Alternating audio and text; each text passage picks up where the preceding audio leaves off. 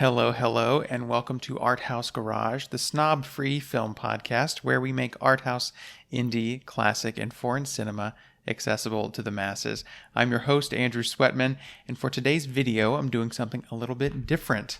A book review. It is a film-related book, however. It is Petite Maman, a story by Céline Sciamma. So Petite Maman is a beautiful film that came out last year in 2021. It just hit U.S. theaters earlier this year. This film is distributed by Neon. There you go, Neon. And Neon just released this book, which is a children's book adaptation of the film. When I heard they were making this book, I was desperate to get my hands on one and check it out. Petite Maman was one of my very favorite films of 2021. In fact, it made my top 10 list of the year.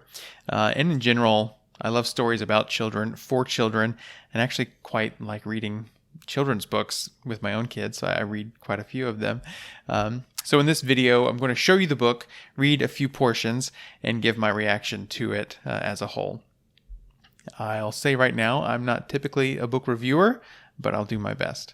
So, if you haven't seen the film, Petite Maman, the premise of the film itself is a bit surprising. It's hard to call it a spoiler exactly, but if you want to watch the film without knowing anything about it and keep that surprise intact, pause this video now, go watch the film. It is playing in some theaters now and available on some VOD platforms as well. Otherwise, continue on, and I'm going to talk in this video about the film's plot, and I am going to talk about that premise. So, the film Petite Maman follows Nellie, a young girl. Here she is on the cover. Her grandmother has just died as the film opens. She and her parents go to her grandmother's home, which is her mother's childhood home, to clean it out. While she's there, Nellie plays in the woods near the home where her mother played as a child. And one day, she meets another little girl there, about her age. As they get to know each other, Nellie realizes that this little girl is her mother, Marion, as a child.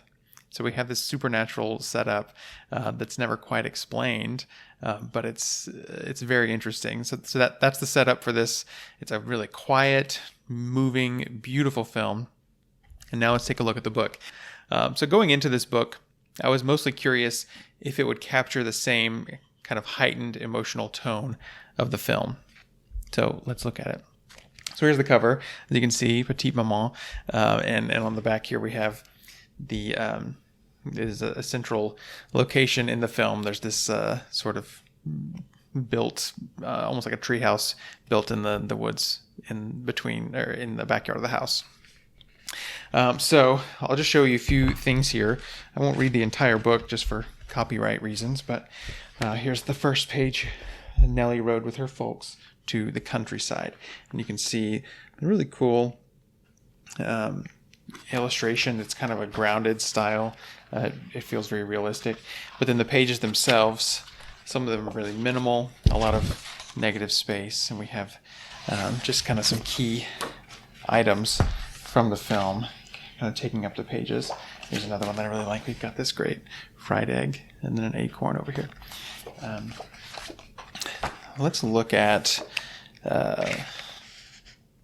actually let's read page 8 here. So when she goes into the woods, it says, "Suddenly she heard a sound, the light crunching of leaves under 2 small feet. Who was it?" And over here, you can read in video here. "Through the trees she spotted a child around her same age, with hair that waved just like hers.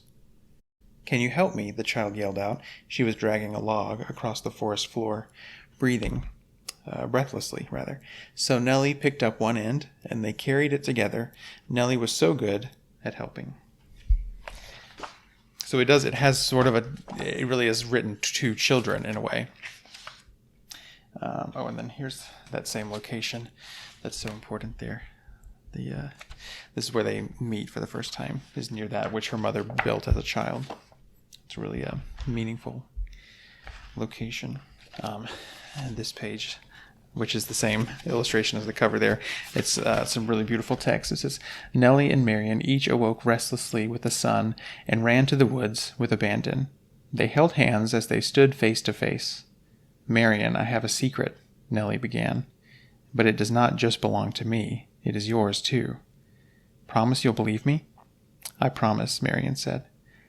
I'm your child, Nellie said, your daughter. You come from the future? Marian asked. I come from the path behind you. So I just really like that. I really like this illustration as well, and this is one of my favorite scenes in the film. It says, at bedtime, they laid in Marian's bed together. Why did she leave? Marian asked, talking about her mother, who's grown, has left the home for a while. I don't know, Nellie replied. Then she continued, You were young when you had me. What age? 23. Did I want you? Yes. I'm not surprised, Marian said. I'm already dreaming about you. And then I really like this illustration as well. Near the end of the film, they take this boat ride together. And so they did. So that's just a handful. The book is about 30 pages altogether, so that's just a few little sections. But as far as a review, basically I think this succeeds as an adaptation of the film. It does capture the same sense of wonder and mystery that the film does, and it includes some of the best moments from the film verbatim.